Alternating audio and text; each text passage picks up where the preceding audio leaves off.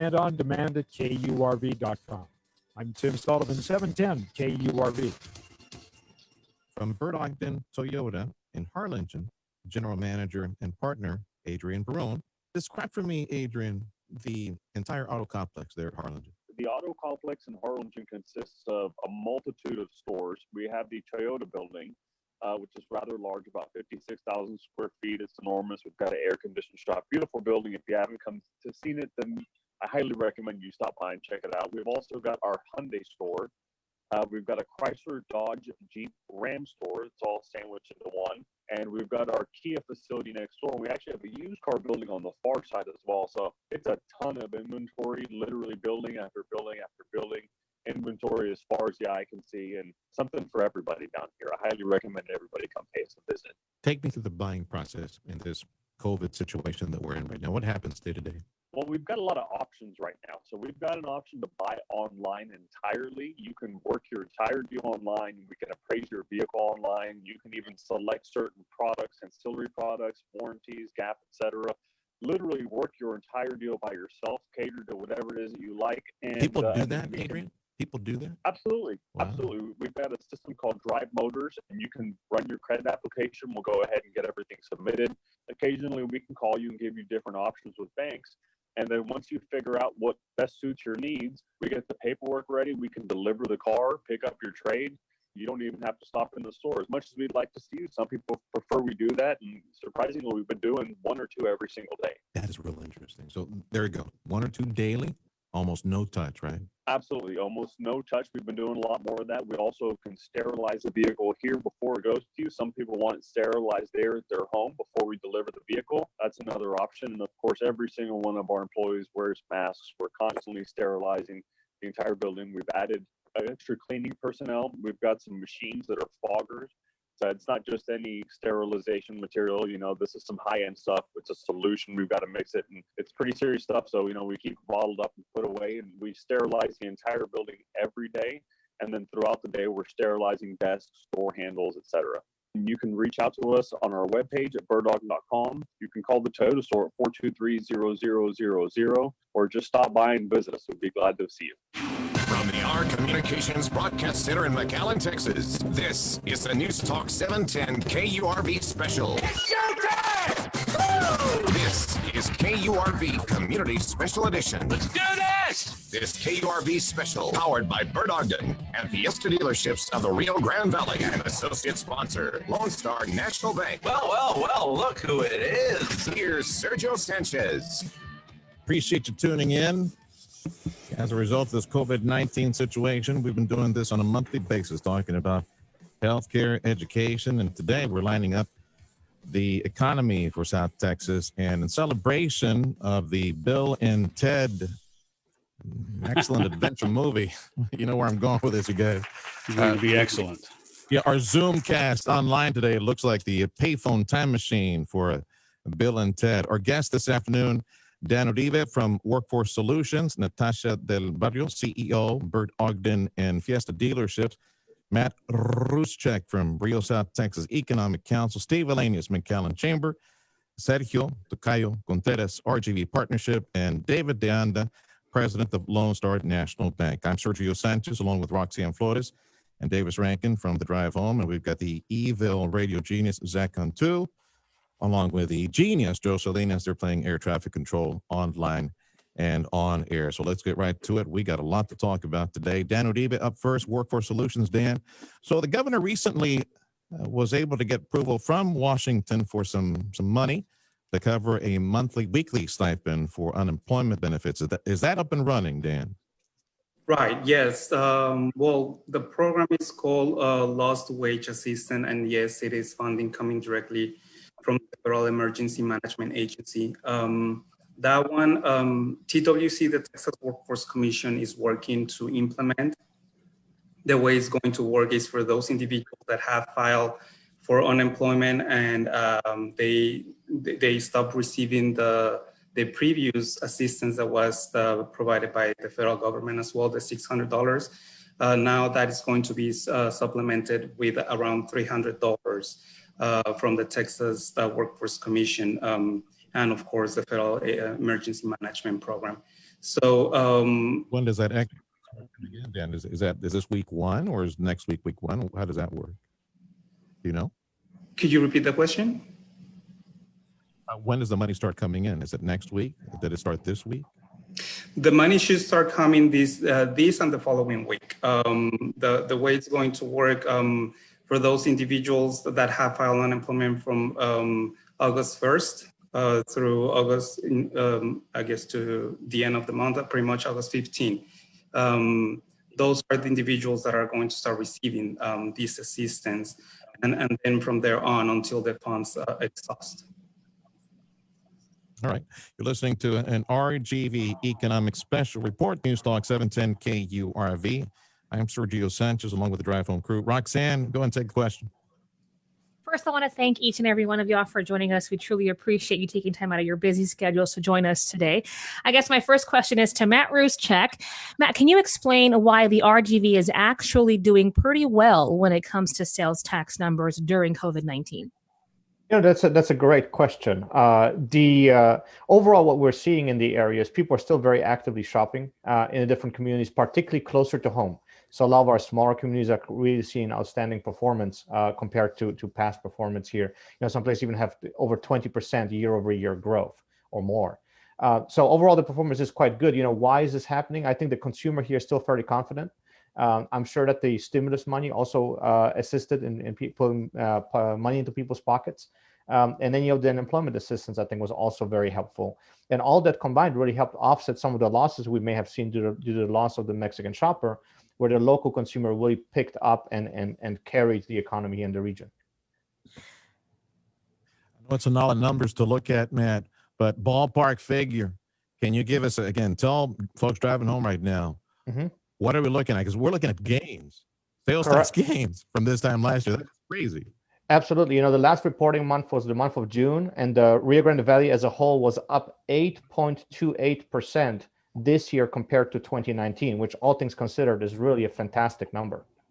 And we, for comparison's sakes, the state as a whole was only up 4.96%.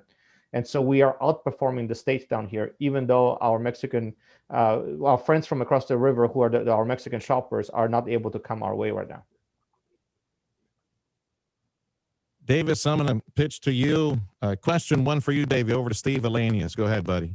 What do you think the biggest drag on the Valley economy is now, Steve?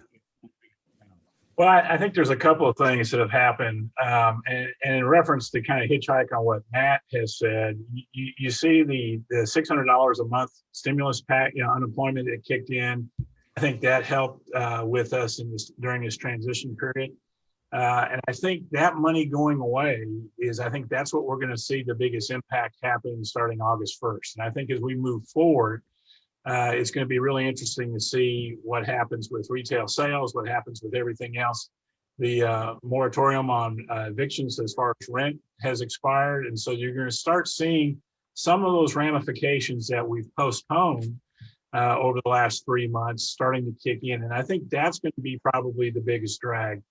Recognizing that the next stimulus package, we really want to see Congress do something quickly that's going to bring that next stimulus package into play here within the next couple of weeks.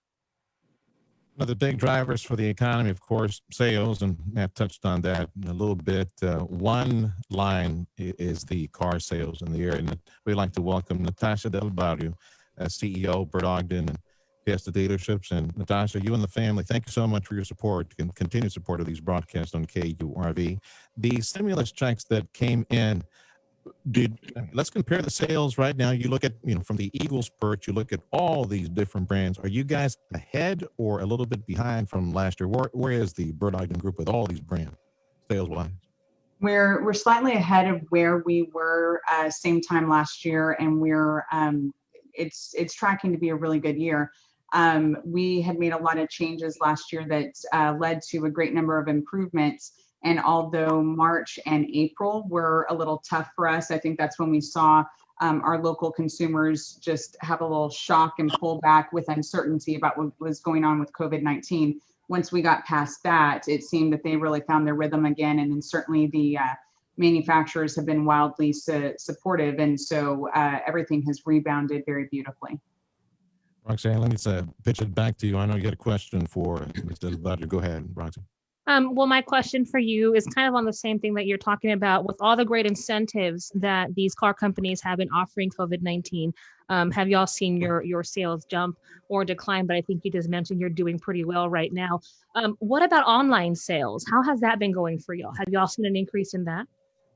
We've seen a huge increase in that, and that's really exciting. I think that if there can be a positive thing that has come out of this pandemic is that it's really pushing many retailers to come up with ingenious ways to meet shoppers at their own speed and consider consumer convenience more than they ever have before. So we had the online shopping platforms, and I think you all heard Adrian talk about it in the note at the beginning of this segment.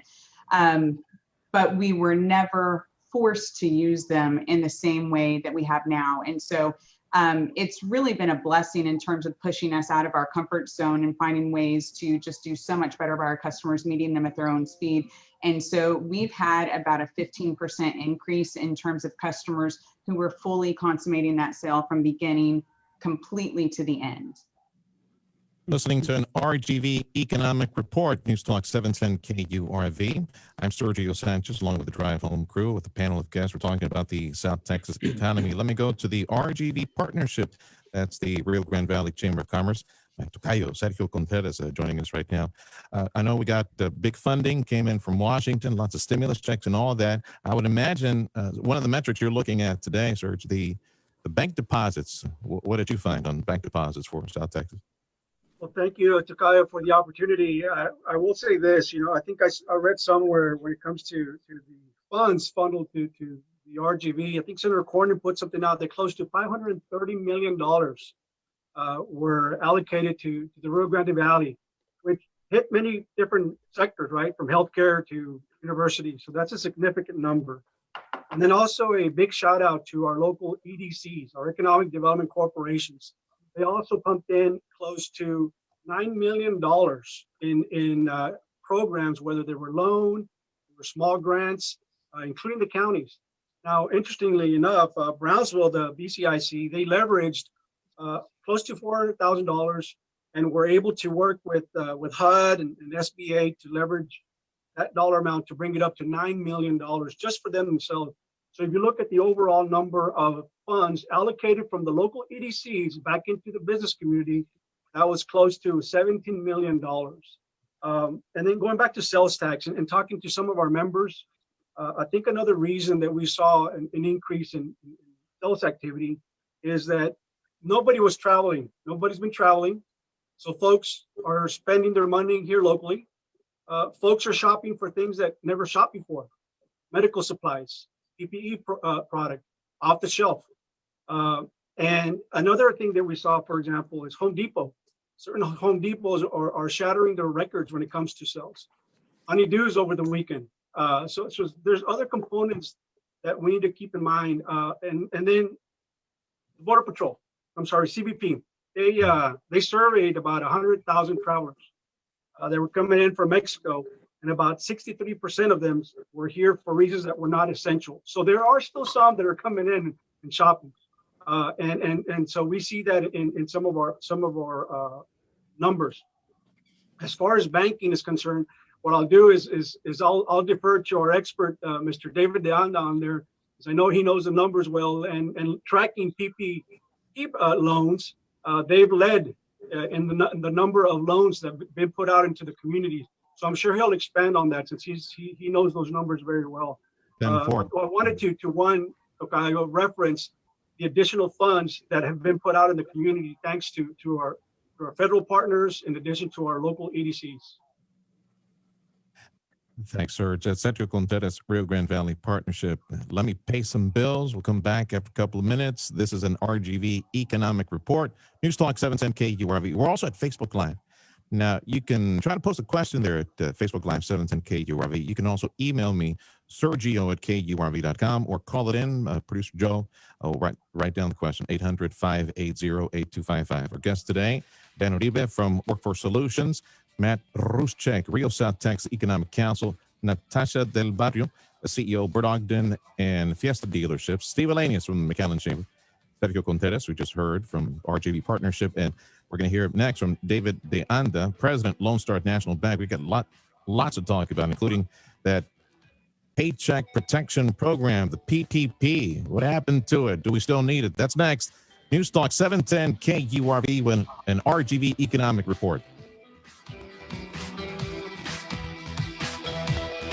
Jeff Malden, Bert Ogden, Mazda, Subaru, Kia, Volvo. Tell me the different locations where you will find these brands for Bert Ogden. At the corner of Business 281 and Trenton Road is the location for one of the Mazdas, the Subaru, and Volvo, and that's in Edinburgh. And then in Mission, at the corner of Sherry Road and the Expressway, is our other Mazda location and one of our Kia. Depending on the brand of interest, come to Edinburgh or come to Mission.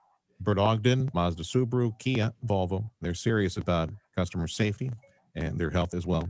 For those people that are still a little nervous about getting out, let people know that we do offer complete online purchase process and home delivery, and also to reassure the customers out there of the dealer group's COVID-19 protocols. We have a constant sanitation crew at each location that does nothing but go through the dealership on a continual basis, wiping down all seating areas, work areas, touch points like handles, knobs. We sanitize all of our cars that come into service prior to the technicians getting in them, and then when they leave to go back to customers. So we have taken this very seriously, and we continue to adhere to all of the CDC guidelines and protocols to ensure not only our customer safety, but our employee safety. So again, rest assured, if you do choose to visit one of our dealerships, you are walking into the safest, cleanest environment that's humanly possible. Yeah, you guys are constantly doing it. In fact, you check temperature for the crew, everybody showing up. You're checking temperatures. Yep. All of the employees have to complete a questionnaire that states that they haven't had any symptoms of the virus, that they've not been around anybody who's tested positive or has had any of the symptoms, family members. They get a temperature scan so that we note that they do not currently have a fever. If they register a temperature above 100.4 degrees, they are required to go home and quarantine until the fever breaks. If it doesn't, then they're required to go get tested for the COVID-19 virus. And in the event that they've been on an airliner or traveled out of the area, they must quarantine. And we've been extremely fortunate. I mean, for our organization our size, we have remained relatively unscathed. And I think a lot of it has to do with our protocol. We want to ensure the safety and the environment. We do mandate that anybody that enters into our building must wear a mask. If you don't have one, we provide one for them. We also take the temperature of our customers when they arrive. Jeff Malden, General Manager from the Bert Ogden Group. Learn more at bertogden.com. 710 KURV is operated by our communications group. RGV Economic Report, 23 minutes after the hour. This is News Talk 710 KURV. I'm on the radio, all of South Texas. Thanks for tuning in. You can also join us if you're stationary. Join us online, Facebook Live 710 KURV. With Roxanne Fotis and Davis Rankin, Zach Antut, and Jocelyn is the Drive Home crew. I'm Sergio Sanchez. Our panelists today talking about the economy. Dan Uribe from Workforce Solutions. Also, Steve Valenius, McAllen Chamber. Matt Ruszczak, Real South Texas Economic Council. Natasha Del Barrio, CEO of Bert Ogden and Fiesta Dealerships, are one of our supporters today. Sergio Contreras from the partnership, and David De Anda, President, Lone Star National Bank. And we're going to go to Mr. Dave right now, and I'm going to go to another Dave. Davis, I know he has a question for Mr. De Anda. Go ahead, David. Mr. De Anda, two things. What is the PPP, and how much of it have you all dispensed throughout the Lone Star system? So, we've done about $152 million in loans through the PPP program here and in San Antonio. And, the payment protection program, I think, really saved a lot of small businesses in the Rio Grande Valley. I think it had a detrimental effect to those that didn't apply, but those that did apply, I think, received a lot of benefit. And, Davis, even today, the organizations are continuing, banks such as ourselves, are continuing to see a lot of changes in the program as far as the repayment. And we're asking all our customers to sign an extension of the repayment terms instead of bringing in information, because we believe that the government is going to have an auto forgiveness piece in the legislation that's coming up, so that loans that were under a certain threshold will be automatically forgiven rather than having to go back and prove up the expenses were spent as they were. Now, free money? You mean free money? It could potentially be free money. But that's all that we're reading, we're hearing, but we've not seen the legislation yet. But we also understand that the process of validating and verifying the forgiveness piece is so expensive that it's probably cheaper to give the free money than go through the validation process.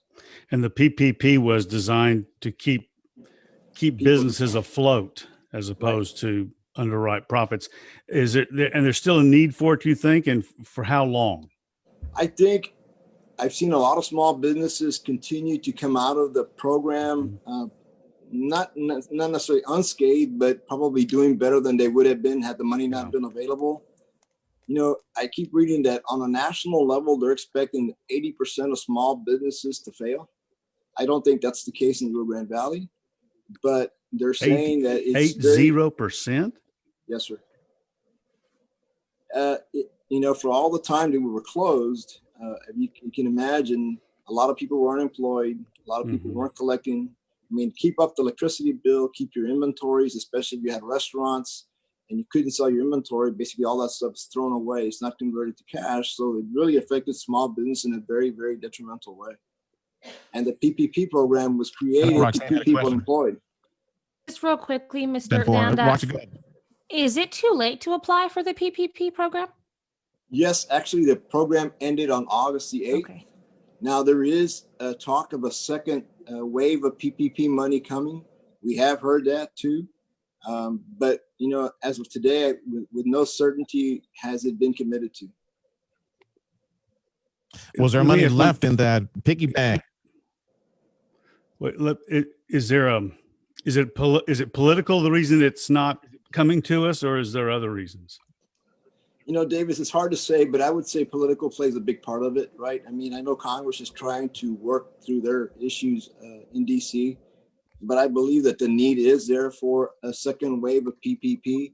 Now, what I've heard is it won't be open to everyone as it was the first time. I understand that if your gross sales are 50% or less than what they were at the same time last year, you'll qualify for the second round of money. Now, that's all something that still hasn't been adopted, but there is talk of the 50% requirement. Okay. So you have to be at 50% or less of what your total sales or footings were a year ago today. So, Dave, was there money left in that piggy bank PPP as the program closed in early August? Yes, sir, there was, Serge. I mean, unfortunately, a lot of people did not apply. And then, you know, there was a lot of talk, and I saw a lot of small businesses here in the Rio Grande Valley that I'm very proud to say qualified for a significant amount of money, but because they felt the small businesses may not qualify, they actually gave their money back to the program so that other local businesses could qualify. So, I mean, there are a lot of good stewards in the Rio Grande Valley because I saw that happen time and time and time again. And for you're listening to an RGV Economic Report, News Talk 710 KURV. We've got local leaders in business and also Chamber of Commerce and leadership in South Texas, business decision making. And as I said, we got lots of people to talk to, lots of stuff to talk about as well. I mentioned the payphone time machine, Bill and Ted thing at the beginning. And if this was indeed the time machine, then Steve Alanius would be George Carlin participating in the first movie. Roxy, I know you had a question for Steve. Go ahead, Roxy. Yes, sir. Hi, Steve. So I know the city of McAllen has been conducting surveys about how businesses are doing during the pandemic. What's it looking like now for small businesses in McAllen? It's well, it's been a tough time, and the numbers we're getting back when we ask you if they think they're going to stay open beyond the next 2 or 3 months, you know, we're looking at a closure rate of anywhere between 18 and 20%. So that's one in 5 businesses that may not make it, and obviously there's factors that are driving that, and how quickly they can get their customer base back and how quickly Mexico comes back, I think are 2 of the key indicators that they're watching. But it continues to be a challenge. And you start to look at what's happening, what the pandemic has done in terms of shifting how everybody does things. In the past, there was conversations about bringing new industry in, about job counts. And really what you're seeing now is a focus solely on local businesses and what communities can do to help local businesses survive and move forward. And I think that's a plus. I think it's a good place to be in a community. And I think you see those efforts are going to pay off in the long run for a lot of small businesses.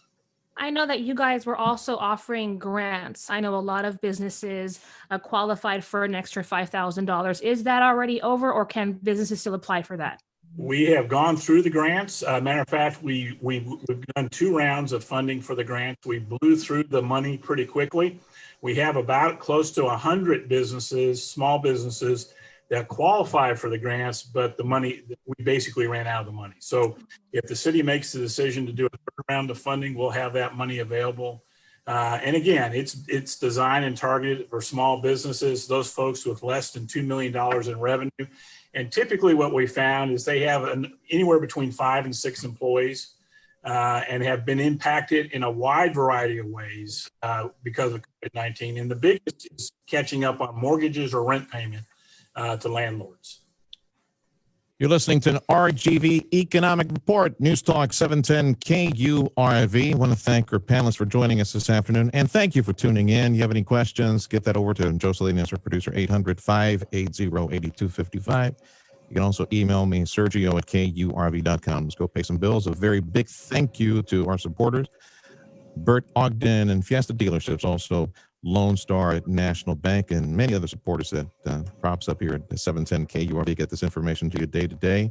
We got lots to talk about: lodging, tax receipts, construction numbers, commercial, residential industries that are hiring. And despite some of the production hiccups, some of the brands that are coming in, 2021s, and maybe have to wait for a little bit longer for some other brands as well. So stay tuned. News Talk 710 KURV with an RGV Economic Report. Top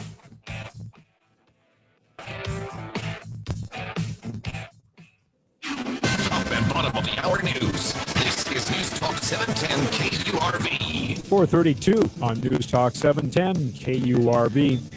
Good afternoon. I'm Tim Sullivan. Laura, now a tropical storm headed toward Arkansas, where an unusual tropical storm warning has been issued for much of the state. Authorities say Laura is still a dangerous system, though, after making landfall in Louisiana as a Category 4 hurricane. Rescuers have had to wait for winds to die down before looking for survivors and victims. The Federal Emergency Management Agency says resources are in place to help in the weeks and months ahead. A fire with billowing smoke has residents around a chlorine plant sheltering in place after Hurricane Laura raked Louisiana's industrial Lake Charles area. The Louisiana Department of Environmental Quality says there is no indication of a chlorine leak so far at the biolab plant. The flames were detected after daylight following a night of fierce winds from the hurricane. Authorities have closed a stretch of I-10 near the plant. Talks over a new coronavirus-related stimulus bill in Washington are being given some new life. House Speaker Nancy Pelosi and White House Chief of Staff Mark Meadows are planning to restart negotiations later this afternoon. It's the first time they will have spoken since August 7th. The man who killed John Lennon will remain behind bars. A New York parole board has denied Mark David Chapman freedom for the 11th time. Chapman shot and killed Lennon in 1980 as the former Beatle was returning to his home in New York City. Federal Reserve Chair Jerome Powell is announcing a major change in policy that will allow the central bank to keep interest rates low even if inflation tops its 2% target. In a highly anticipated policy speech, Powell today unveiled changes to how it implements the 2 mandates it has been given by Congress to achieve price stability and maximum employment. Wall Street today, the Dow closed up 160 points. NASDAQ, though, ended down 39. S&P 500 rose 5 to another new record high. Your 710 KURV exclusive AccuWeather forecast: partly cloudy, warm and humid and breezy tonight. Lows in the low 80s, and tomorrow mostly sunny. It's going to stay very hot. Highs could reach 102 in McAllen. Right now, we've hit 100 at 710 KURV. News at the top and bottom of the hour, and when it breaks, and on demand at KURV.com. I'm Tim Sullivan, 710 KURV. Adrian Barone, General Manager, Partner at the Bert Ogden Toyota complex in Harlingen. Step one to start the online buying process would be to come to our webpage. There's actually some options where you can go directly to financing, check the payment calculator beforehand just to get a feel for what kind of vehicle would fit your budget. There's something called a finance center online as well where you can submit your application. And also we've got a bar that says get pre-approved. You can click right on the get pre-approved. You can even appraise your own vehicle. You can pretty much run through the whole process. So some people aren't as familiar with what particular vehicle is going to fit their budget. They can get in there and kind of experiment a little bit and get a feel for what vehicle is going to fall into their budget. You can look up what special APRs we have. You can look up what special pricing we have. So you can do a lot of research, practically buy a car in the comfort of your own home. Any brands you want to talk about? Some of the models that are moving pretty good right now. Absolutely. Fortunately, our inventory is built back up. There was a moment there where we were a little light on inventory and everything is running as planned. We're getting a lot of Tacomas right now, which were a little hard to come by for a bit. We're getting a lot of Tundras. We've got leases on Tundras, and this is a full-size truck, four-door truck with $2,000 down. We've got leases at $299 a month right now on Toyotas, which are incredible. And the reason we can do that is because a Toyota has such a high residual value, worth so much 2-3 years down the line at the end of your lease, that brings the payment down whenever you're leasing a vehicle. You know, the Tundras, the Tacomas, I don't think there's a single vehicle in the market that has that kind of residual that leases as well as these. So anybody that wants to get a truck, whether it's a mid-size or a full-size, you want to have a really reasonable payment, give us an opportunity. Look at a Tacoma, look at a Tundra. They have the best resale value for mid-size or full-size truck in the market, and you'll be able to see that when you work a lease payment. If you're coming from the upper valley, you're going to exit on Altas Palmas, and you can't miss us. You'll see one dealership after another on your right-hand side. If you're coming from the Brownsville area, the easiest thing to do is exit Bass Boulevard and do the turnaround. Either way, you can't miss us. We're here from 7:30 in the morning for service. Sales opens at 8:30 in the morning. We're here up until 8:30 at night, although I'd venture to say most of the time we're here much later. Adrian Barone from Bert Ogden, Harlingen. Visit bertogden.com. Making talk radio great again. News Talk 710 KURV and KURV.com. Got about 23 minutes left in this special report. We're focusing on the RGV economy, COVID edition. Our guest today, Dan Uribe from Workforce Solutions, Matt Ruszczak from Rio, South Texas Economic Council. Our supporter and guest, CEO Natasha Del Barrio, CEO from Bert Ogden Fiesta dealerships. Steve Elanius from the McAllen Chamber. Sergio Contreras from the RGV Partnership. David De Anda, President, Lone Star National Bank, also one of our supporters here at KURV in this economic report. With Roxanne Flores, Davis Rankin, second to Joe Salinas. I'm Sergio Sanchez. Thank you for joining us today. Let me lob this question over to Sergio Contreras from the RGV Partnership. Construction, commercial and residential. I know that's one of the metrics that the partnership always looked at. So how are we doing right now? Yes, the data that I'm going to provide here comes from the Dodge Data and Analytics provided to us from the Real Estate Center over at Texas A&M. And this is fairly fresh data that they provided. So what I'm going to do is first talk about non-residential construction, and I'll reference it as Brownsville MSA. And I'm going to begin in 2018 and take us to the current quarter. So for non-residential construction, for the Brownsville MSA, in the second quarter of 2018, they were at about $20 million. Jump to 2019, they were at about $19 million. And again, this is comparing the second quarters. The most recent for the 2020 second quarter, it is relatively at the same number at $20 million. Now, if you look at the McAllen MSA, it was at 10 million in 2018. Jumped up to 64 million in 2019. And then you go to the 2020 second quarter, it went down to 1.7 million. And that's on the non-residential. Now we jump to the single family residential construction. Again, comparing the second quarter for 18, 19, and 20, for the Brownsville MSA, they were at $45 million in 2018. In 2019, they were at $46 million. And then in 2020, they were at 44 million. So relatively in the same ballpark. Then you jump to the McAllen MSA, again, single family. In 2018, second quarter, we're at 153 million, 142 in 2019, second quarter. And then 2020 second quarter at 98 million. And then we jump to the multifamily. Multifamily is, it's been a hot market, primarily in the Upper Valley as well. And so you'll see reflective of the multifamily second quarter of 2018 for the Brownsville MSA was at 12.4 million. In 2019 second quarter was at 1.9 million. And then in 2020, for Brownsville MSA, second quarter was at 2.2 million. So now we'll compare the McAllen MSA. On the second quarter for 2018 was at 3.7 million. For the second quarter of 2019, it was 3.3. And then this past quarter was 4.1.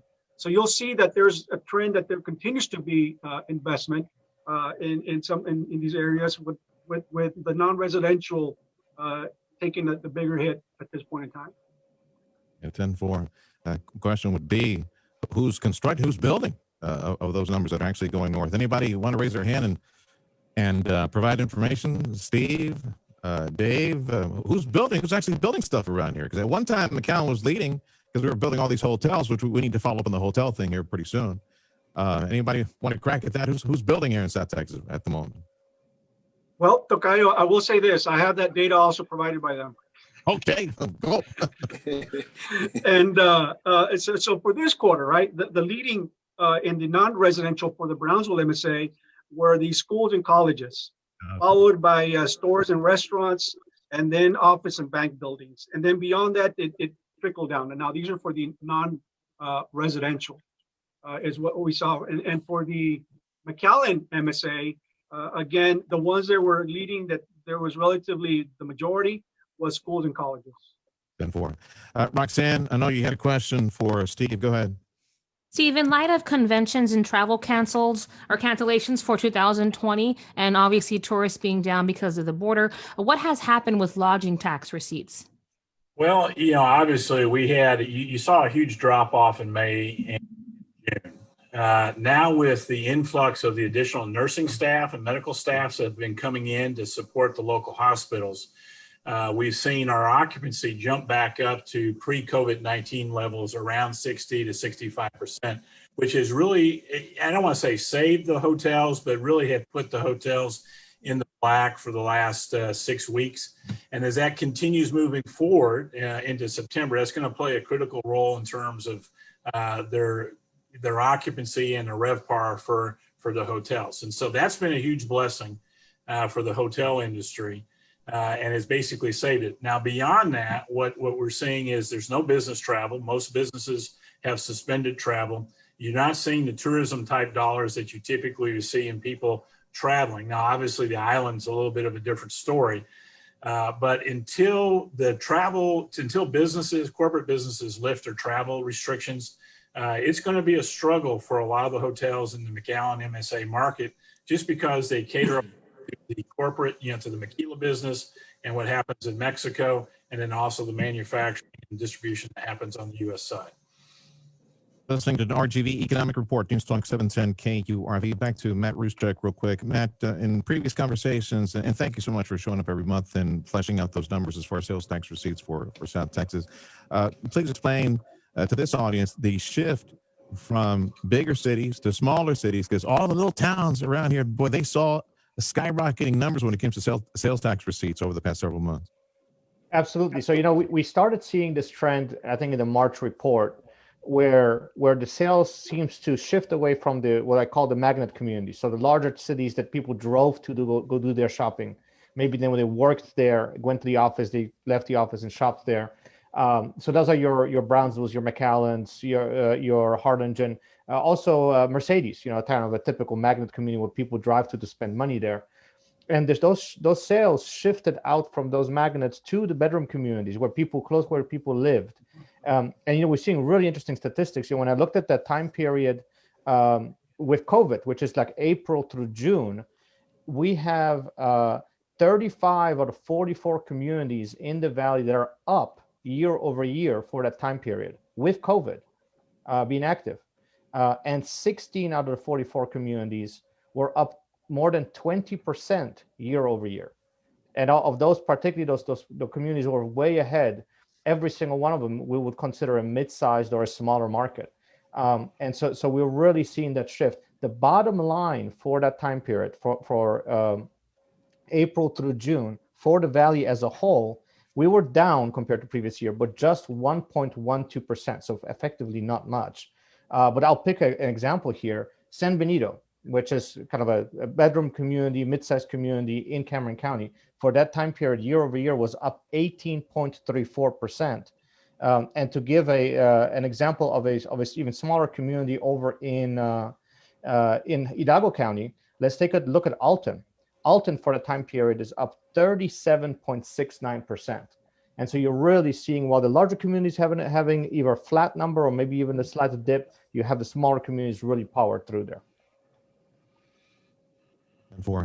Let me go back to Davis. I know he had a question for Matt Ruszczak. Go ahead, Davey.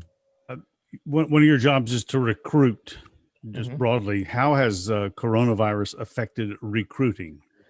You know, it's been challenging, particularly because we recruit international companies, particularly out of Europe, and currently Europeans are not allowed to travel to the United States.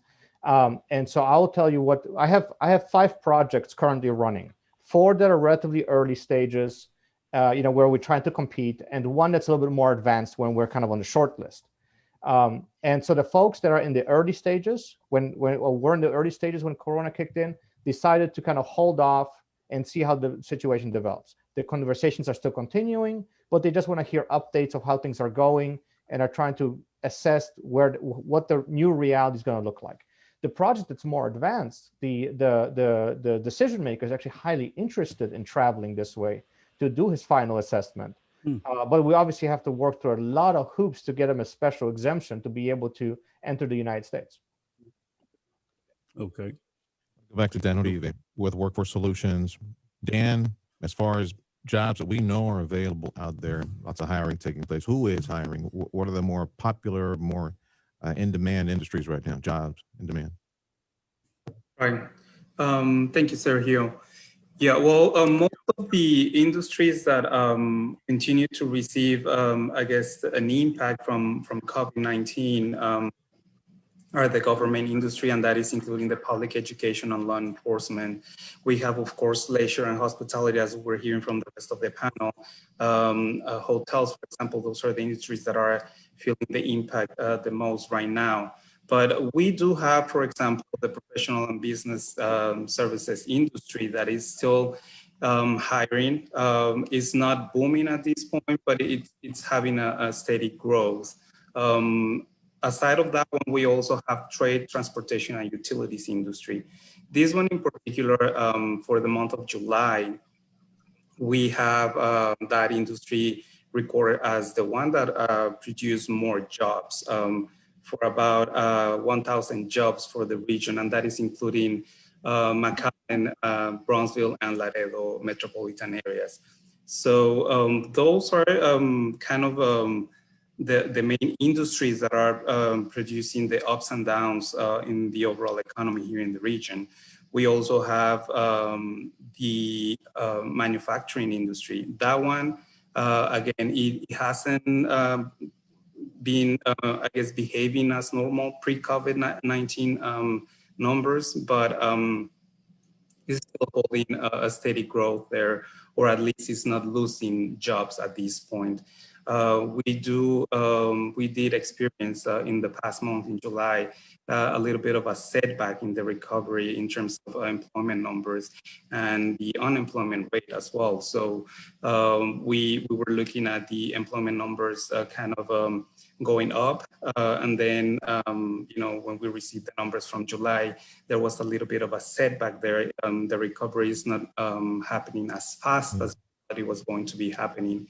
So this is the kind of right now where we are at. And that, of course, has to do a lot with the situation with the pandemic and the number of cases here in our region. Unfortunately, it has been increasing. And that, of course, reflects in all these numbers and indicators. So I think for the most part, the numbers that we at Workforce Solutions receive from the Texas Workforce Commission and the Bureau of Labor Statistics, reflect what we are hearing from the local wisdom and the leadership here. Where are we right now, Dan? Are we at double-digit unemployment in South Texas? Where are we right now? If you could just parse that real quick. Yeah, sure. So, for example, right now, for considering Workforce Solutions covers 3 counties, which are Hidalgo, Star, and Willacy. If we average that out, we are at a 12.9% of unemployment rate. We have Hidalgo with a 12.5%, Star County with a 17.6%, and Willacy County at 12.2%. And if we can focus on Hidalgo County, do you recall, Dan, where were we prior to the pandemic? Pre-pandemic numbers? Yeah, pre-pandemic number for Hidalgo County specifically, the larger market. Right. So pre-pandemic numbers, we were at single digit. Let me get that for you. The lowest that we were, it was, let me see, for example, we had Edinburgh, it was a 4.5%. Yeah, and McAllen, around the same 4%. Right, and McAllen was around that as well. Let me look at McAllen real quick. So McAllen actually had the lowest pre-pandemic, and that was, yeah, a 4.5. Now, quick, Steve, real quick, where are we right now? Unemployment, McAllen. Do you have that number? I think it's close to 11%. I think it's 10.4 or 10.5, somewhere in that neighborhood. 10.4. Right, it's 10.1. Excuse me, just a second, Dan. Because I want to squeeze this one in, because one of the industries that we've seen a lot of movement in hiring is the medical side, and we just had a conversation with Sergio Contreras from the partnership a couple days back on the big study that's coming up in a few days.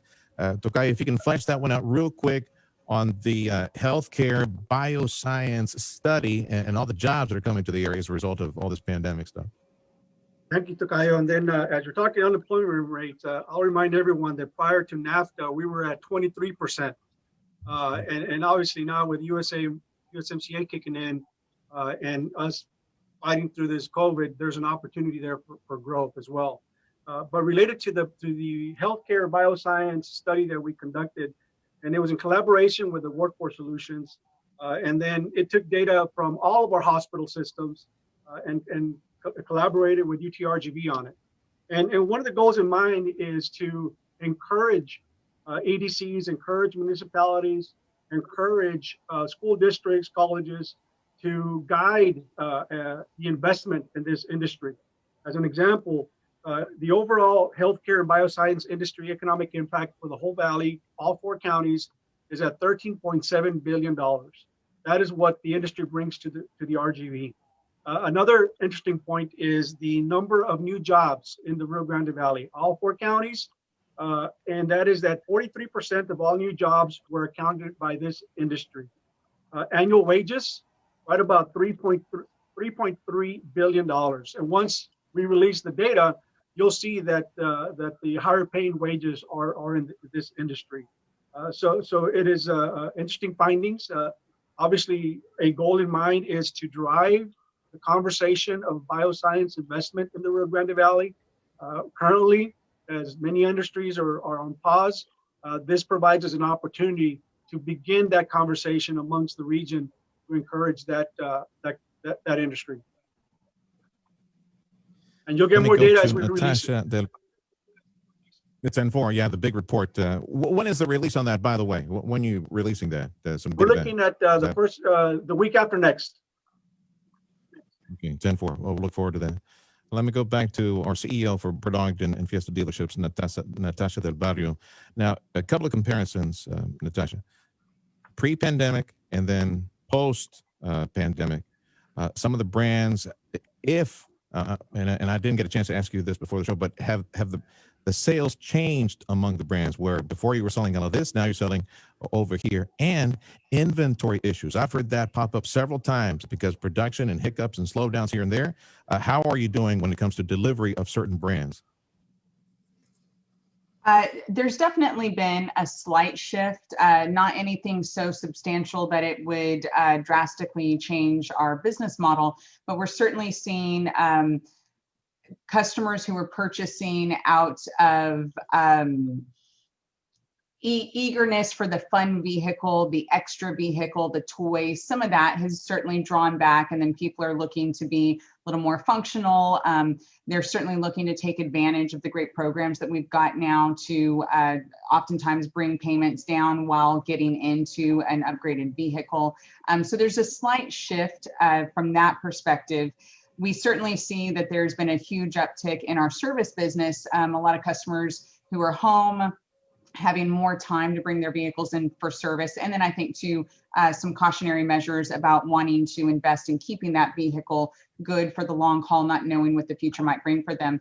On the topic of inventory, we did go through a period that was beyond uncomfortable, to say the least, between everything from not being able to get the imports in from overseas manufacturers to the Defense Production Act with General Motors slowing inventory down. There were a great number of factors, and it got very slim for us for a while, but that's all coming back. Our inventory levels are building back up to something closer to normal for us for most of our lines. And let me go to a potential future home buyer. You know where I'm going with this, Roxanne. I know you had a question about the home market as well. So let me go to Roxanne. I think you have a question for Mr. Deanna.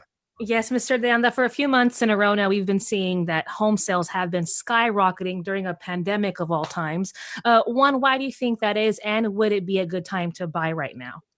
So obviously the down payment requirements have improved a little bit. And also the interest rates are the lowest that they've ever been in the last, since I've been in banking. I mean, 2.75% on a 15-year mortgage is almost incredible. It's encouraging a lot of people to refinance their homes. So it's doing a lot of the refinance work, but it's also encouraging those young families that can't really afford a large payment on a house to purchase their house. So I think as long as this environment stays right for interest rates, it's going to encourage a lot of home buying. So I think, really at a 2.75 to 3% rate, compared to what 5.5 about a year ago, I mean, you can almost buy the same size house at probably half the price. So it's an encouragement. It's an encouragement. So I think that's really helping our economy as well, right? So I think that's all a good. You got a branch and you get a you got a backyard. branch that specializes in that's true. Hey, they must be working overtime. All the people either refinancing or working these first-time home loans, Dave. They are. Sergio, and as a matter of fact, most banks are even working on Saturdays to keep up with the volumes that are here. Now, the requirements are just a little bit more. And, what's really crazy about this is the government has come into play on the smaller homes, but the larger homes, interest rates are probably at an all-time high because there are no markets by the big banks to refinance larger homes. So if you exceed the 450 range, I mean, it's really hard to get a good rate on a home. So it's really on the smaller size homes, probably starter homes, they're probably up to your mid 350, 300, 350,000, probably up to the limit of 425, 475. But I'd say the market itself is very, very volatile right now. Yes. I can tell you that the requirements change daily. One day the rates are an all-time low, then the next day, the next week, they're an all-time high. You're like, what's going on with the marketplace? So I can tell you that happens every day. So I just tell you, you're buying a home, just stay real patient and don't lock in. Let me give credit where credit is due right now. Davis Rankin with a genius question. And I'm going to ask that of each of y'all, if you care to comment in a quick 20, 30 seconds as a final thought. What will the economy in the Rio Grande Valley look like 1 year from now? Steve Alanius, what do you say? I think this pandemic is going to change a lot of ways how we do business, whether it's online with the technology that's being developed with AI. It's in terms of the transactions. I think in terms of tourism, it's going to change. I think you're going to see a dramatic shift, even in economic development, in terms of how communities go about creating jobs. And like I said earlier, I think the focus is going to be on local, it's going to be on workforce, it's going to be on quality of place, and it's going to drive those things because now all of a sudden you don't need the office spaces. The remote workers, and you're seeing a huge trend toward remote workers. And so you're seeing businesses reevaluating some of the very basic business models that they've established over the last 15, 20 years. 10-4. Sergio Contreras, Rio Grande Valley Partnership, the economy, 1 year from now, what do you think it's going to be like? Overcoming COVID first, right? Beyond that, I think we're all going to be rallying with each other, working hard to ensure that we get our economy back up and running, and it'll be solid, I think, as we continue to work on what Steve mentioned earlier. There will be some industries that will call for that teamwork effort, working together collectively in the same building. You will see that quite a bit as well. But I think this COVID has really pushed many entities ahead 2 to 5 years in the sense of going into working smarter, leaner, and then again with new technology. Natasha del Barrio, CEO, Bert Ogden, Fiesta Dealerships. And before you answer that question, Natasha, as a closing thought, at this moment, because I figure 1 year from now, the ratio will be different. But right now, how many in-person sales versus online sales? We're probably only at about 11% fully online sales, meaning taking it from origination all the way through to the end. A year from now, I'd like to see that number closer to 20 or 25. I think this is definitely where the future is going for us. And like I said, although it came from negative measures, this is where we need to go, even pandemic aside, for the sake of our customers. This is KURV Edinburgh, RGV EconomicSpecial Report. We're on closing thoughts right now. Let's go to David Deanda, the President, Lone Star National Bank. 1 year from now, Dave, where will we be when it comes to the economy? So, Serge, I think the economy is going to be a vibrant economy. I think we all have modified the ways that we do business. I think we have all become probably more efficient in the way we do business. And, I think really what's happening, what I see transpired among business owners and banks alike is everybody's trying to work together instead of a competitive advantage. We're trying to take a regional advantage to the way we do business.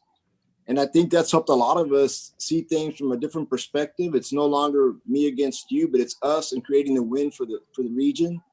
And I can tell you that I've seen that more and more bank-wide, region-wide. And I can tell you that I would probably tell you we're going to be better off a year from today, in that technology is going to play a bigger part of not only the banking business, but it's going to play a bigger part of the way we spend our time managing business partners throughout the Valley and in San Antonio. I can tell you that, a conference call does a lot more, a lot quicker, and probably a lot more effective than having to drive somewhere to do business. Now, the question, that's for sure. Huh? And the question, I guess, that really has to come down is how do we as an organization create an environment of trust and build trust around our security interests in the banks and trusting that our information is still safe. So I think that's the next piece of the artificial intelligence, that's piece that needs to come into play. Dan Uribe, Workforce Solutions. Before you answer that final thought, Dan, the economy 1 year from today, and maybe thinking about maybe we can get back to single-digit unemployment in the future. I know you're helping people get connected with jobs, and you do job fairs from time to time. So you got another one coming up pretty soon that you'd like to announce?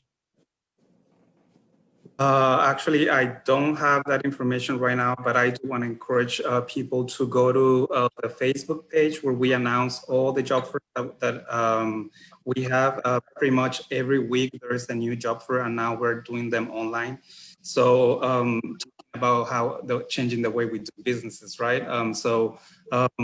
I'll invite your audience to go to a Facebook page, the RGV Workforce Solutions webpage, wfsolutions.org, and they will be able to find that information there. We are always advertising all the upcoming events on those outlets.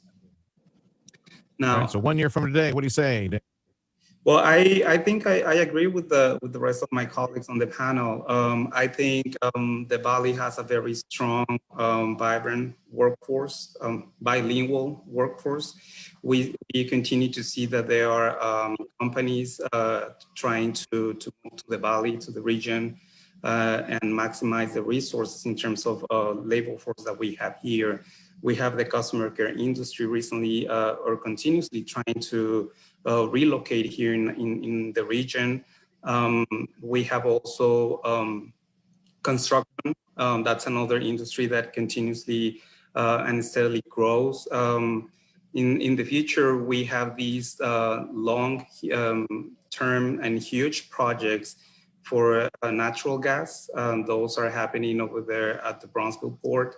We also have aerospace engineering. So the lower Rio Grande Valley is trying to diversify the industries and the economy. So in the future, we're able to go through these type of situations like, the unprecedented pandemic, and who knows what else is going to happen in the future. But a year from now, I do see with a very positive eyes the lower Rio Grande economy. Glad that you mentioned the port. We keep saying that the sun of the new valley economy rises at the port of Brownsville. And I got this note this afternoon, a business opportunity that has seen a rebirth now officially. This note from the port of Brownsville, before I go over to Matt Ruszczak for final thought, this note from the port of Brownsville. The Memphis Bridge, a 400-foot by 100-foot barge, set sail from Port Tampa Bay with a load of 53-foot-high cube containers filled with a variety of what is called white goods and consumer electronics. Service provided by WorkCat Transgulf, and they feature two sister barges offering weekly calls to the Rio Grande Valley Port, the Port of Brownsville. This is the first service of its kind in 12 years. Job creation, investment, and that's just one more little feather in the cap for the Port of Brownsville. We can talk about that in the near future. Matt Ruszczak, Rio South Texas Economic Group. Final thoughts, friend. 1 year from today, where are we in the economy here? Absolutely. First of all, huge news on the Port of Brownsville getting container service. I think that is a fantastic opportunity for our region. But a year from now, I completely agree, Steve. I think the way we do business and the way we operate will change. A lot of things will move online. But I think the core of it will be where we work, where we eat, where we shop will become location independent, which means, delivery service and all these other things are going to really become a major driver of the theme. I think what we're going to see is these mid-sized communities in our region really flourish starting next year as they're leveraging these shifts and changes in people's behavior that we're seeing. And the final thought, a positive one, Steve mentioned that there's going to be quite a bit of small businesses that will probably suffer. And that is unfortunately true. But there will be businesses who will make it through, and not only make it through, but reinvent themselves. And these will be the region's furnaces that rise from the ashes, like Phoenix, that rise from the ashes and will really become regional players and potentially extra regional players as well, really taking the Rio Grande Valley brand beyond just our region throughout the state and even further than that. So I think that there's some really exciting news up ahead as well for those who are able to capture these new opportunities and capitalize on them. Friends, thank you so much for your insight and all the statistics and the information that you brought to us today. And I know, on behalf of the KURV family, a big thank you to all of you, just a text message, phone call away, and always providing that important information to our business community. Big thank you to Dan Uribe from Workforce Solutions. A very big thank you to Matt Ruszczak from Rio South Texas Economic Council. Steve Alanius, McAllen Chamber. Thank you, Steve-O. Sergio Contreras, Natasha, Rio Grande Valley Partnership. Natasha del Barrio, our supporter, CEO, Bert Ogden, and Fiesta Dealership, and another one of our supporters, David, always there, phone call away, answering PPP and all other stuff that we have on home loans. David Deanda, President, Lone Star National Bank. I'm Sergio Sanchez on behalf of the KURV crew. Stay tuned for hour 2 of the drive home. And a very special thank you to the Bert Ogden and Fiesta Dealerships of the Rio Grande Valley.